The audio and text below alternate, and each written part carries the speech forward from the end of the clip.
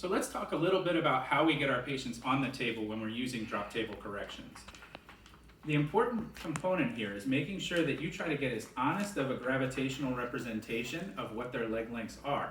Now the optimal is to use what we call a high-low table. The high-low table stands upright with a foot bar that you stand on, and then will slowly lower you down into a prone position. And that maintains a pretty good representation.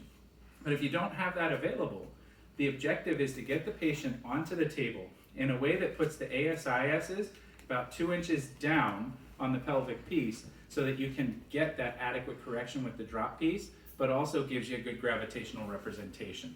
Now in this case, what we're going to do is place our knees side by side in a way that's going to put those ASISs what we're looking for, and then have the patient slide down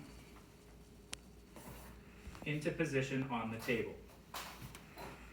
You may also find, in a case where the patient's legs don't hang off the end of the table, adding a pillow or a bolster under the ankles will help to take some of that pressure off of the toes. If not, you're going to slide the foot piece out to align underneath the ankles to be able to hold them in a comfortable position. You may even elevate that foot piece if it has the capability to take some of the tension out of that anterior chain.